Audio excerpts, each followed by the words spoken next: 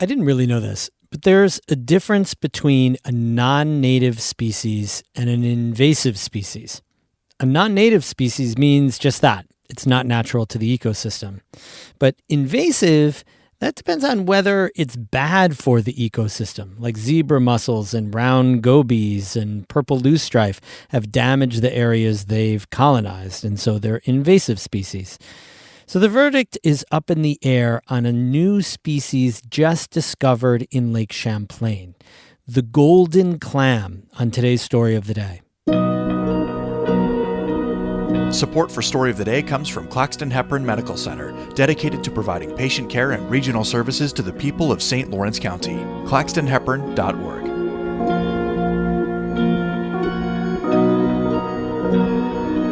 Hey, I'm David Sommerstein. It's Thursday, November 21st. In just 1 month, days will start getting longer again. Don't despair.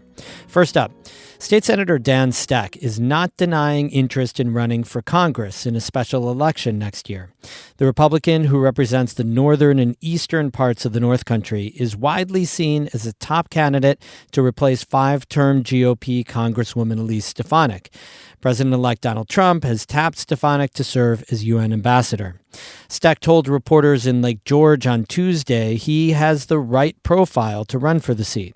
I just got reelected. I did get 104,000 votes. Every single one of them is a voter in the congressional district.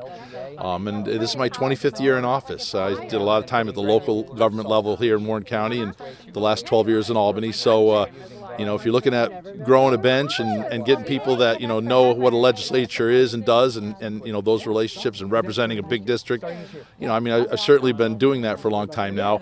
Once the Senate approves Stefanik's appointment and she resigns, Governor Kathy Hochul will have 10 days to call for a special election. The contest will take place 70 to 80 days after that. Stec says that's a compressed timeline. So, again, that's another argument in favor of maybe somebody that's already well-known in half the district might be a good candidate. But, we're looking at it and, certainly on paper and when, I understand why people are calling me and asking me, but like I said, we'll get through the holidays, and then in January we'll have to fish or cut bait. The Republican and Democratic candidates for the special election will ultimately be chosen by their county party chairs in the 21st District. The airport in Clinton County will get a new destination this spring. Allegiant will offer flights from Plattsburgh International to Myrtle Beach, South Carolina, beginning May 15th. The Las Vegas-based airline says it's part of its biggest network expansion yet, with 44 new nonstop routes nationwide. The flight to and from Myrtle Beach will take off twice a week. One-way ticket fares are as low as $59.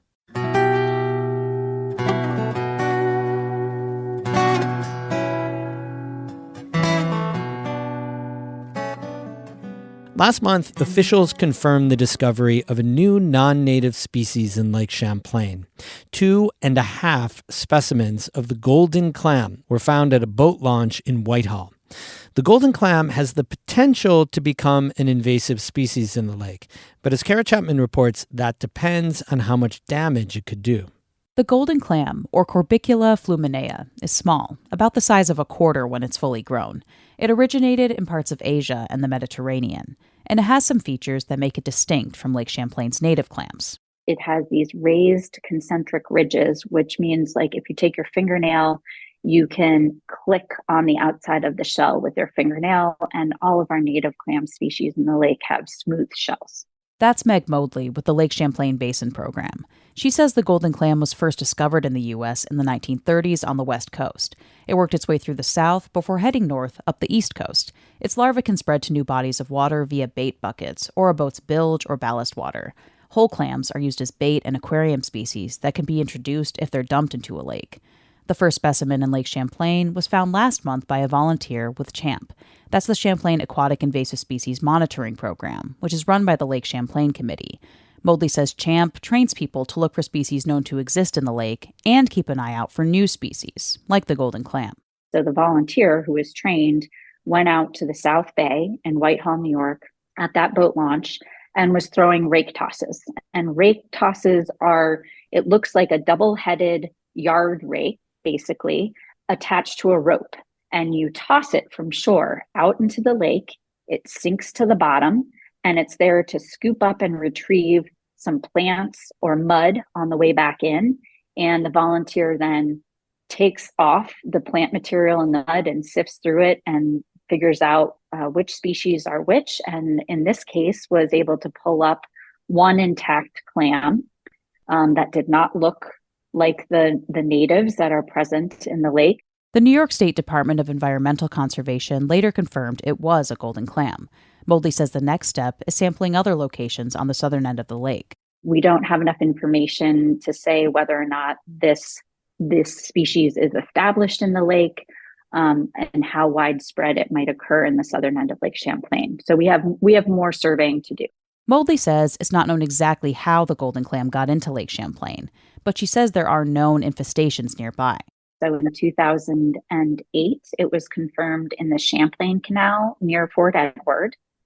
In 2010, the clam was detected in Lake George, and a massive response was launched in Lake George. And then in 2016, there was a positive detection in Lake Bomazene, Vermont. So those three locations all can drain or drift into the southern end of Lake Champlain. There are already 51 known non-native species in Lake Champlain. Moldley says to become an invasive species, they have to meet certain criteria. We do not call a non-native species in the lake invasive until we can measure some kind of harm that it can cause to the environment, the economy, or to human health. Think zebra mussels, sea lamprey, alewives, which have muscled out native species and caused millions of dollars in damage and lost revenue. Moldley says the golden clam has acted as an invasive species in other lakes. It's a hermaphrodite, which means just one could reproduce into an established population. It's difficult to predict how it could impact Lake Champlain, which has its own unique ecosystem. Moldley says it's helpful to look at what's happened in other lakes. Lake Tahoe was a sister lake, I will say, that we collaborated with when the Lake George infestation occurred in 2010. And their main concern was the fact that the clams grew in such dense groups that the dying clam shells seemed to dominate the lake bottom habitat. And they started to observe small filamentous algae growth above those dense clam shells. That can degrade water quality and alter a water body's ecosystem. But Moldley says, so far, nearby Lake George and Lake Bomazene haven't seen any negative impacts from the golden clam. We don't have the densities that have been observed in Lake Tahoe.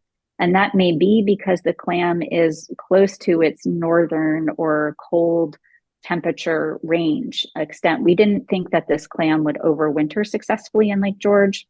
Turns out it certainly can. And the ones that overwinter probably are adapting or changing. And we also have some change going on within our lakes themselves as we have less ice over or freeze over of our lakes, and we have warmer temperatures for longer periods of time in the water. We might have some changing conditions that will be beneficial to this specific clam.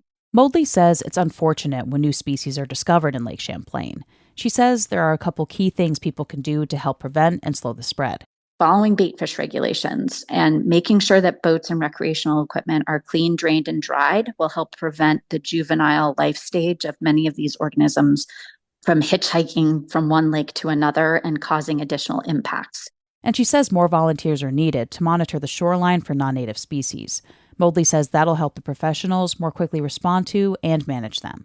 I think volunteers have a huge role to play in enhancing the state agency and academic effort of going out and monitoring for water quality and invasive species in the lake. We do need more eyes on Lake Champlain. More eyes to keep watch for species that have caused damage in other lakes, but haven't made their way to Lake Champlain, like the round goby fish, quagga mussels, hydrilla. Moldley says folks who want to get involved in those efforts can reach out to the Lake Champlain Committee. Kara Chapman, North Country Public Radio. We have more news all the time on our website, ncpr.org. Music today by Caitlin Scholl of Lake Placid and Hank Soto of Stony Creek. I'm David Summerstein, North Country Public Radio.